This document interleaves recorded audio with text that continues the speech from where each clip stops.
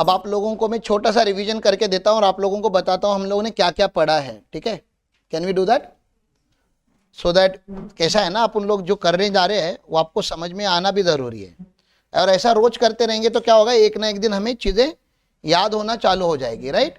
तो हम कौन से एक्ट में हैं? हम CGST एक्ट 2017 में का पढ़ रहे हैं। सर सेक्शन 1 क्या है यहाँ का? Scope, extend, title and applicability. Scope क्या है? यहाँ पे supply of goods and services होगा, वहां पे ये एक्ट लग जाएगा। इंट्रास्टेट पे लगता है, अभी मैंने वो सब बातें नहीं की है। This is on intrastate. Intrastate समझता है ना? एक होता है इंटरस्टेट। इंटरस्टेट पे कौन सा लॉ लगेगा? IGST का। This law is applicable on intrastate supply. Extend क्या है? Whole of India. टाइटल क्या है? CGST, एक शॉर्ट टाइटल है। एप्लीकेबिलिटी कब से हुआ था? मैंने बताया था आपको 1 जुलाई 2017 का लॉ है ना। 1 जुलाई खाली याद रखना है आपको। 1 जुलाई 2017 पे 1 जुलाई पे दो चीजें होती है, CA डे होता है और GST का बर्थडे होता है, दोनों आप हर साल सेलिब्रेट करने वाले हो, ठीक है? सेक्शन 2 में क्या आती है? डेफिनेशन। डेफिनेशन दो तरीके की होती है, एक मीन्स की होती है और एक इंक्लूड्स की होती है। जो मीन्स की होती है उसको हम एग्जॉस्टिव डेफिनेशन बोलते हैं, और जो इंक्लूड्स की होती है उसको इंक्लूसिव डेफिनेशन बोलते हैं। इसको थोड़ा रीजनेबली पढ़ा जाता है, ओपन माइंड से पढ़ा जाता है, इसको बहुत ही स्ट्रिक्ट माइंड से पढ़ा जाता है। जो लिखा है वही है, उसके ज्यादा हम लोग कुछ नहीं करते। तो कुछ डेफिनेशन भी हम पढ़ेंगे। फिर मैंने आपको बताया था सेक्शन 3, 4, 5, 6 ये जो है वो GST अथॉरिटीज के रिलेटेड है। कभी ना कभी हम इसको भी कवर करेंगे, अभी हमने इसको कवर नहीं किया क्योंकि उसकी कोई जरूरत यहाँ पे हमें खास नहीं पड़ रही है। सेक्शन 7 हमारा मेन चालू हुआ, यहाँ से हमने लॉ चालू किया। एक्चुअली लॉ यहाँ से चालू होता है। जो चार्ज है GST का वो सप्लाई इस वर्ड के ऊपर है। चार्ज सेक्शन 9 में लिखा गया है। कहां पे लिखा है? सेक्शन 9। आगे जाके अगला चैप्टर चार्ज का चैप्टर। मैं आपको चार्ज के लिए रेडी कर रहा हूं कि GST चार्ज कब होता है? जब आप सप्लाई करते हो, सप्लाई ऑफ गुड्स और सर्विस और बोथ। लेकिन सप्लाई क्या है वो सेक्शन 9 में नहीं भी डिफाइन किया, क्योंकि सप्लाई अपने आप में एक बहुत बड़ी टर्म है। तो उन्होंने बोला एक काम करते हैं, इसको अलग से लिखते हैं और पहले सप्लाई क्या है वो लिखते हैं, उसके बाद चार्ज क्या है वो बताएंगे। तो हम सप्लाई क्या है वही डिसाइड कर रहे हैं कब से। तो सप्लाई को कहां पे लिखा गया है सर? सेक्शन 7 में लिखा गया है। सेक्शन 7 का पहला बात करता है सप्लाई इंक्लूड्स। क्या करता है?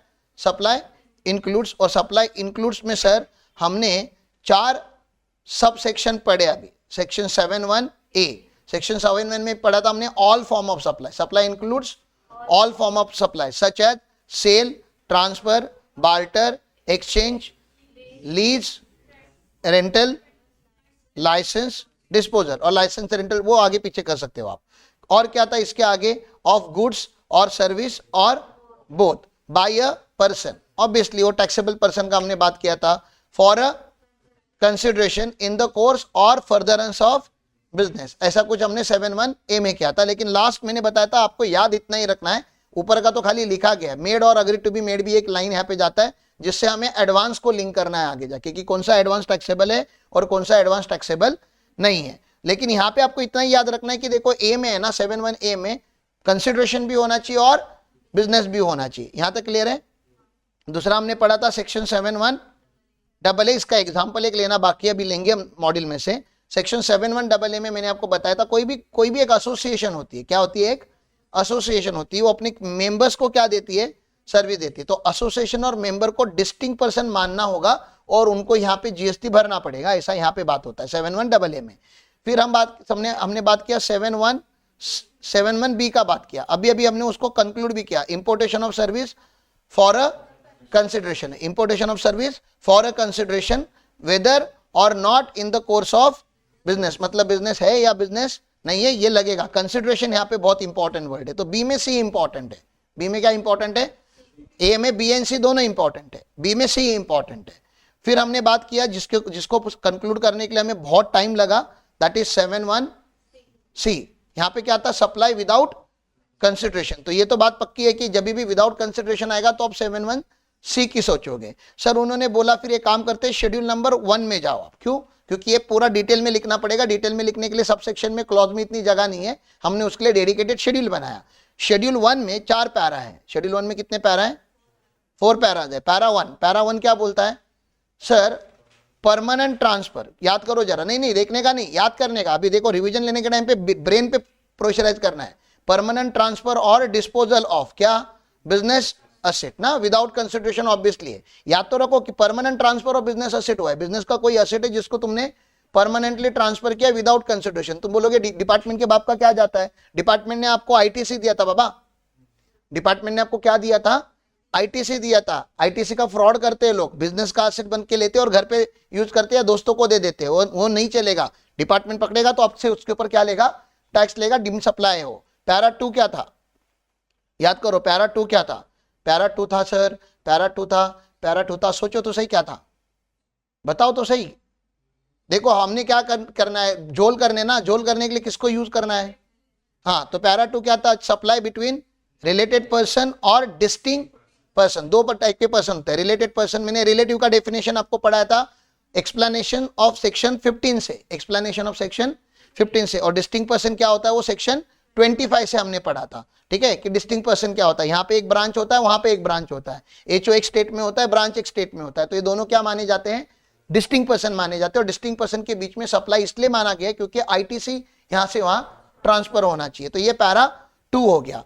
पैरा 3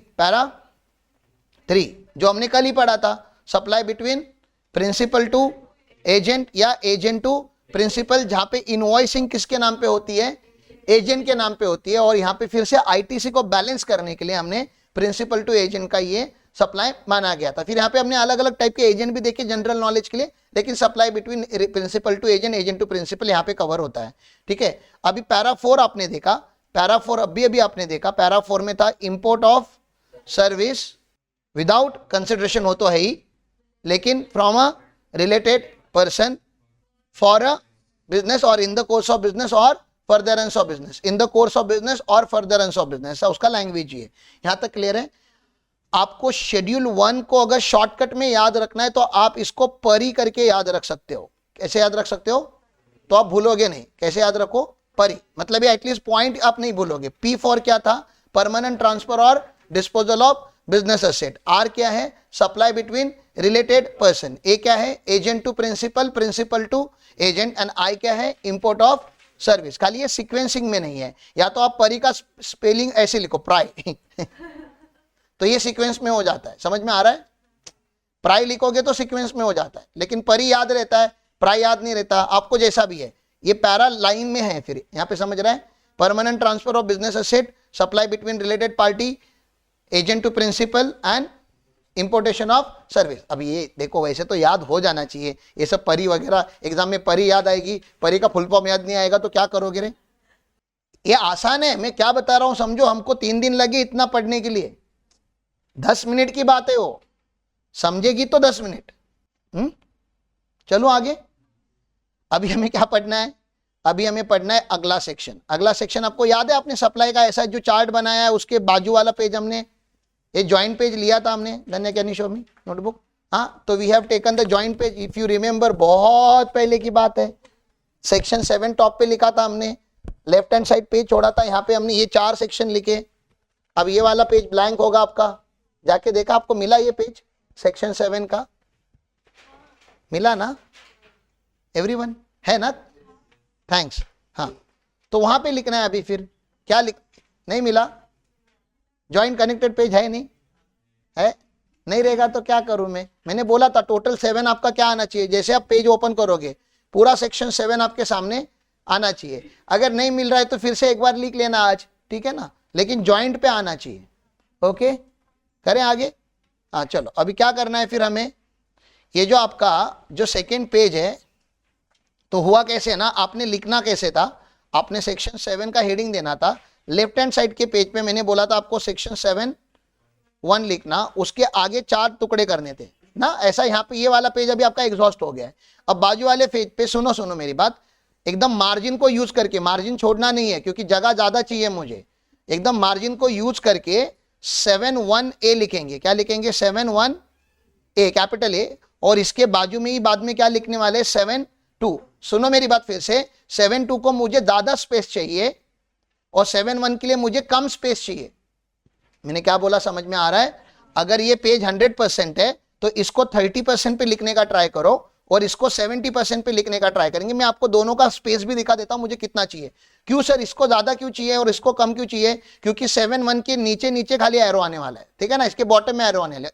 7(2) का क्या होने वाला है ना, 7(2) के नीचे 2 सेक्शन फिर से ओपन होने वाले हैं। 72A आने वाला है, 72A आएगा और 72B आने वाला है, इसलिए यहां पे ज्यादा जगह चाहिए। समझ रहे आपको मैंने क्या बोला? क्लियर है? Why you guys are looking so confuse? मैंने बोला यहां पे 2 सेक्शन लिखने से सेकंड पेज पे, कितना 71A और 72 के फर्दर 2 बाइफर्केशन आने वाले हैं, तो ऑब्वियसली ज्यादा जगह किसको लगेगी? 72 को ज्यादा लगेगी। तो 71 मार्जिन वगैरह यूज करके थोड़ा कम से कम जगह में आप फिट करने का ट्राई करो। क्लियर है? सर ये है क्या वो तो बताओ। चलो वो बता देता हूं। 71 में ना हमें पढ़ना है आइदर सोग या सोस, ये बोलेंगे आइदर सोग या सोस, और 72 में बोलेंगे नाइदर सोग नॉर सोस। समझ रहा है क्या बता रहा हूं? ये अभी आइदर और नाइदर की बात चालू हो गई।